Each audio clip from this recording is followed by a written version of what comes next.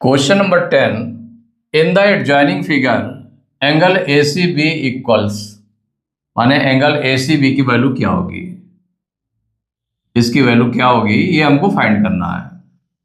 Angle A C B की value ऐसे 4 options दिए हैं, तो इसको हम सॉल्व करके देख लेते हैं कितनी वैल्यू आएगी। देखिए जैसे सॉल्व करेंगे तो कोई भी एंगल निकालना है ट्रायंगल का, अगर वन एंगल दिया हुआ है माने 2 एंगल्स अगर गिवन हो तो थर्ड एंगल निकाल सकते हैं। 2 एंगल्स अगर गिवन है तो थर्ड एंगल निकाल सकते हैं, लेकिन बट इसमें 1 एंगल दिया है। लेकिन सेकंड एंगल के लिए कंडीशन आपकी बन सकती है क्या, कि ये 2 साइड्स इक्वल हैं या 2 साइड्स इक्वल हैं। तो यहां पर देखें तो जो एंगल ए गिवन है वो कितना गिवन है, 136 डिग्री ये गिवन है। और क्या गिवन है, ए बी इक्वल ए सी, ये दोनों इक्वल है, ईच 5 सेंटीमीटर। क्या है, दोनों 5 सेंटीमीटर के ना, तो ईच 5 सेंटीमीटर, इसीलिए तो इक्वल आपने कर लिया। तो since A B equal to A C, माने किसी भी ट्रायंगल की 2 साइड्स अगर इक्वल है तो उनके अपोजिट एंगल्स भी इक्वल होंगे। तो देयरफॉर एंगल, इसका जो एंगल क्या हो जाएगा, angle A C B, A B का अपोजिट एंगल क्या हो जाएगा, ए सी बी। तो angle A C B equal हो जाएगा एंगल, और ए सी का अपोजिट एंगल कौन सा हो जाएगा, बी, तो एंगल ए बी सी, ये इक्वल हो जाएगा। अब किस रूल के थ्रू किया आपने, अपोजिट एंगल्स, ये कैसे एंगल्स हैं, अपोजिट एंगल्स हैं, opposite angles of equal sides, जो इक्वल साइड्स हैं उनके अपोजिट एंगल्स हैं, इसीलिए दोनों एंगल्स ये इक्वल हो गए। अब ये हमको ना एंगल ए सी बी मालूम है ना एंगल ए बी सी मालूम है, तो इसको हम लेट कर लेते हैं। Late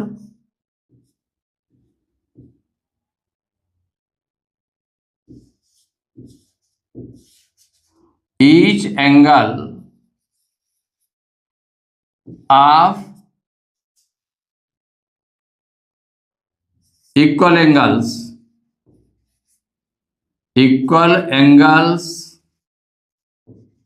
B x degree.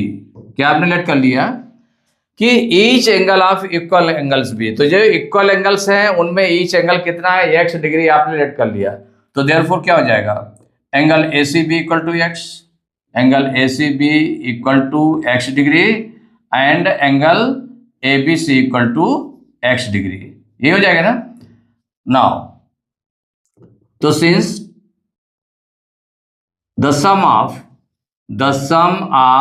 अब ट्रायंगल ले लेंगे तो the sum of all angles of a triangle, all angles of a triangle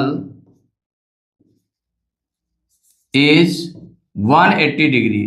तो जब 180 डिग्री होता है इट मीन्स क्या हो गया, कौन कौन से एंगल है, तो angle A plus angle B plus angle C, ऐसे भी राइट कर सकते हैं, angle B plus angle C equal to 180 degree, आपने ऐसे राइट कर लिया है, कोई बात नहीं।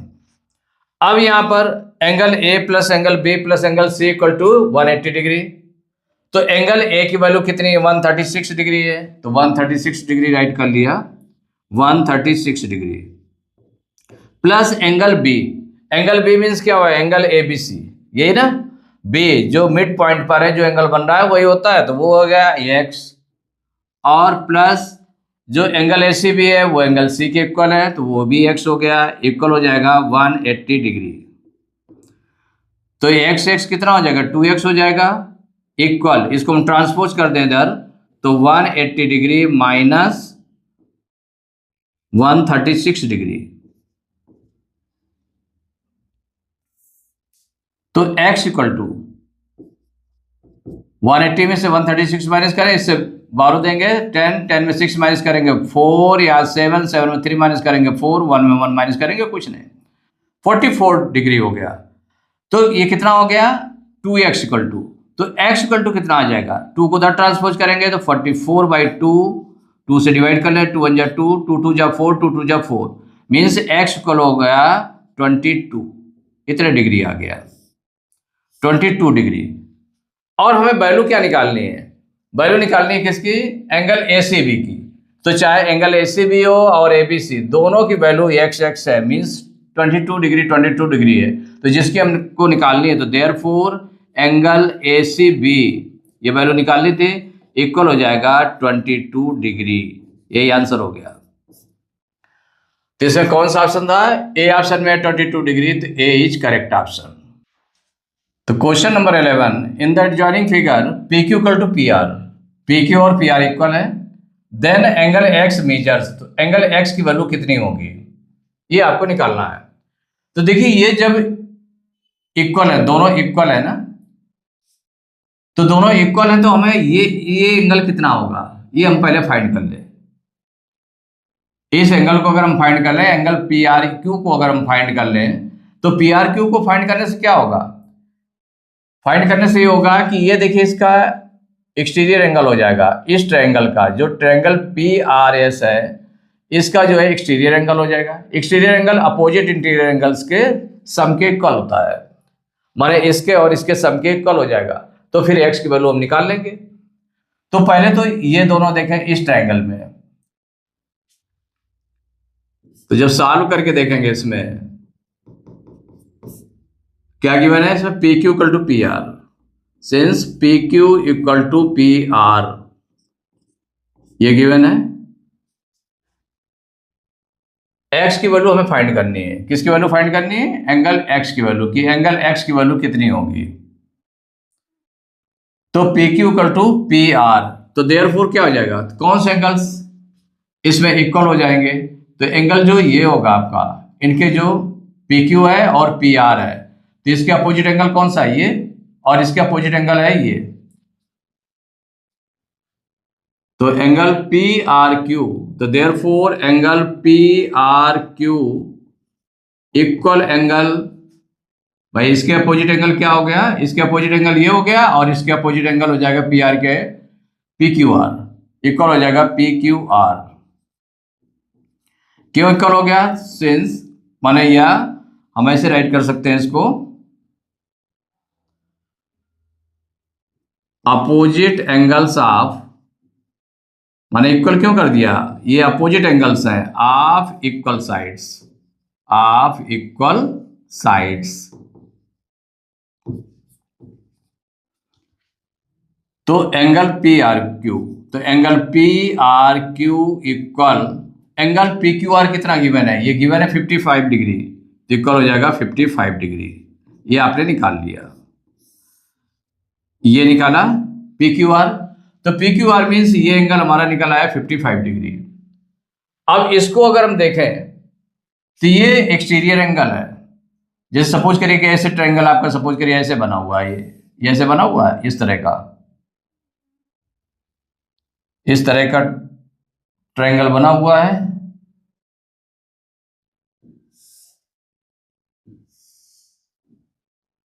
इस तरह का ट्रायंगल देखिए बना हुआ है, इसकी साइड को प्रोड्यूस किया गया है, तो इससे क्या बनता है? ये एक्सटीरियर एंगल बन जाता है बाहर की ओर।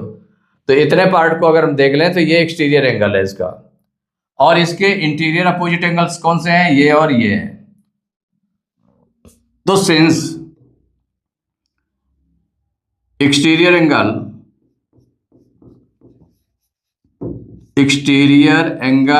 Is equal to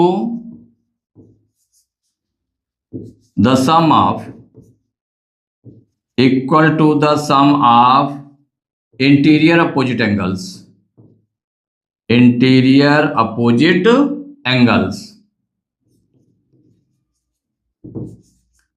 opposite angles, ये होता ना।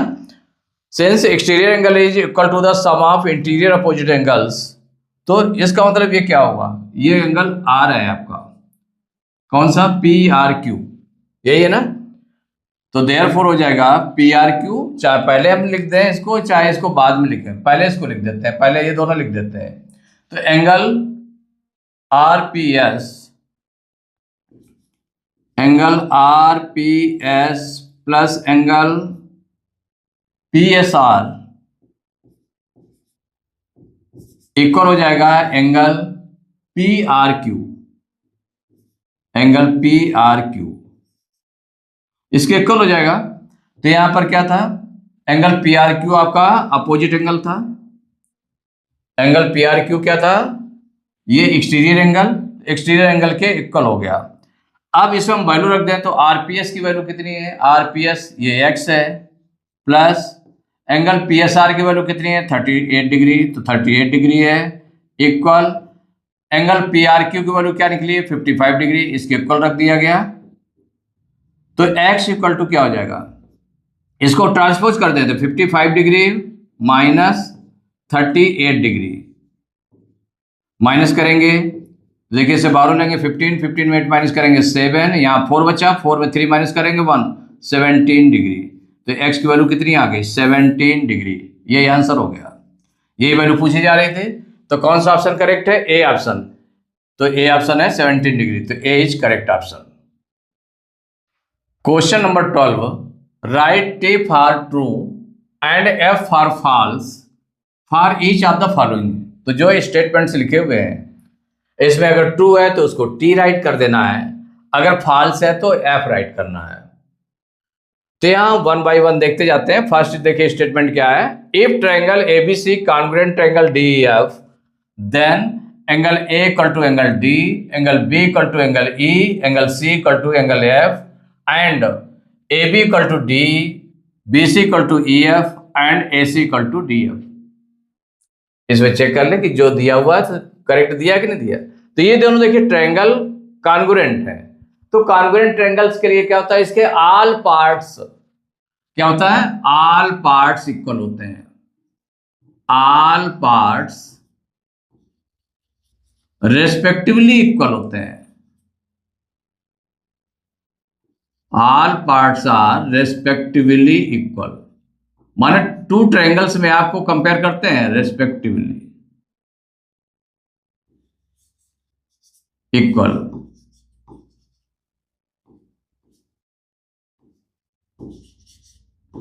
सभी पार्ट्स इसके इक्वल होते हैं।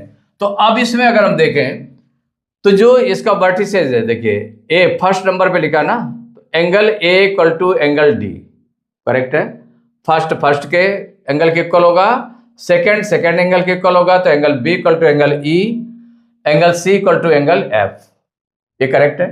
अब साइड को चेक कर लेते हैं, तो A B equal to D माने जो साइड बनेगी तो किससे बनेगी, 2 लेटर से बनेगी, तो ए बी फर्स्ट 2 लेटर से D, A B equal to D correct है। फिर सेकंड और third B C equal to हो जाएगा ई एफ, सेकंड थर्ड से तो B C equal to E F, first और थर्ड से A C equal to D F, माने सभी पार्ट्स इसके इक्वल हैं। तो if triangle ABC congruent triangle DEF then angle A equal to angle D, angle B equal to angle E, angle C equal to angle F and A B equal to D equal and B C equal to E F and A C equal to D F. तो ये क्या हुआ statement, true है। तो true है तो इसमें T right कर देंगे, क्या राइट करेंगे, टी। देखिए second part, second statement, two triangles having corresponding angles equal are congruent to each other, कि ये कॉन्ग्रुएंट होते हैं। अगर two triangles having corresponding angles equal, अगर वन एंगल के 3 एंगल्स, वन ट्रायंगल के 3 एंगल्स रेस्पेक्टिवली अदर ट्रायंगल के 3 angles के इक्वल हो तो क्या होते हैं, कॉन्ग्रुएंट होते हैं, ऐसा बताया गया। तो ये क्या होगा, फॉल्स होगा, क्योंकि इस तरह का कुछ भी नहीं है। ए कॉन्ग्रुएंस प्रॉपर्टी यूज नहीं हुई है, माने यहां पर क्या है, ये हो जाएगा फॉल्स। फॉल्स के लिए एफ यूज करेंगे, क्या यूज करेंगे, एफ, फॉल्स हो गया। क्यों, इसका रीजन आप राइट कर सकते हैं, रीजन लिखना चाहे तो रीजन आप राइट कर सकते हैं। तो रीजन क्या हो गया, since A is not any congruence part, any congruence property of triangles, property of triangles. माने इसीलिए तो आपने किया इसको, फॉल्स क्यों किया? क्योंकि ये ट्रायंगल्स की प्रॉपर्टी नहीं होती है। ये रीजन आपने राइट कर दिया, तो रीजन आप राइट कर सकते हैं। थर्ड पार्ट है, two triangles are congruent if and only if one of them can be superimposed on the other so as to cover it exactly. तो अगर वो सुपर इम्पोज वन ट्रायंगल, माने one triangle other triangle को superimpose करता है correctly, माने पूरी तरह से उसको एग्जैक्टली कवर कर लेता है, तो वो उसको हम क्या बोलते हैं कि वो उसके कॉन्ग्रुएंट है। तो इसका मतलब ये क्या है? ट्रू है। तो ट्रू के लिए क्या राइट करेंगे? टी। फोर्थ पार्ट है, any two equilateral triangles are always congruent to each other. अब इसमें देखें, any two equilateral triangle, equilateral triangle means all sides are equal. Suppose करिए कि वन ट्रायंगल आपने ले लिया, वन ट्रायंगल आपने ले लिया इस तरह से कि जो इसकी साइड, हर साइड इक्वल है, मीन्स ये 6 सेंटीमीटर है, ये 6 सेंटीमीटर है और ये 6 सेंटीमीटर है। तो ये कैसा है? इक्विलेटरल ट्रायंगल है। और एक आपने ले लिया इस तरह से, ये ट्रायंगल ले लिया, इसकी भी ऑल साइड्स इक्वल है, ये 4 सेंटीमीटर है, 4 सेंटीमीटर है, 4 सेंटीमीटर है, तो ये भी इक्विलेटरल ट्रायंगल हो गया। तो क्या ये दोनों कॉन्ग्रुएंट है क्या? माने all equilateral triangles are congruent, ये बताया गया। तो all equilateral triangles are congruent, तो नो। सिंस माने रीजन लिख दिया कि they not superimpose to one another, माने एक दूसरे को सुपर इम्पोज नहीं कर पाएंगे। तो क्या होगा? ये आपका हो गया फॉल्स। कैसे स्टेटमेंट है? फॉल्स है, तो एफ राइट करेंगे। तो इसमें आप से because they do can not super impose, माने वो एक दूसरे को सुपर इम्पोज नहीं कर सकते। देखिए इसमें करेक्टली माने जैसे कि हुआ कि इक्विलेटरल ट्रायंगल दोनों है, लेकिन सुपर इम्पोज नहीं कर सकते हैं, एक दूसरे को पूरा कवर नहीं कर सकते। They can not exactly cover one another, each other. तो यहां पर राइट कर सकते हैं, आप राइट कर दें या फिर इतना ही लिखा रहते हैं, दोनों से आपका समझ में आ गया। फिफ्थ है, the angles opposite to equal sides of a triangle are equal. भाई कोई भी ट्रायंगल है तो जो इक्वल साइड्स हैं उसके अपोजिट एंगल्स क्या होते हैं? एंगल्स अपोजिट आर इक्वल, माने the angles opposite to equal sides of a triangle are equal, कि वो अपोजिट एंगल्स कैसे होते हैं? इक्वल होते हैं। तो ये करेक्ट है, तो ये भी ट्रू स्टेटमेंट है, तो इसको हम क्या राइट करेंगे? टी।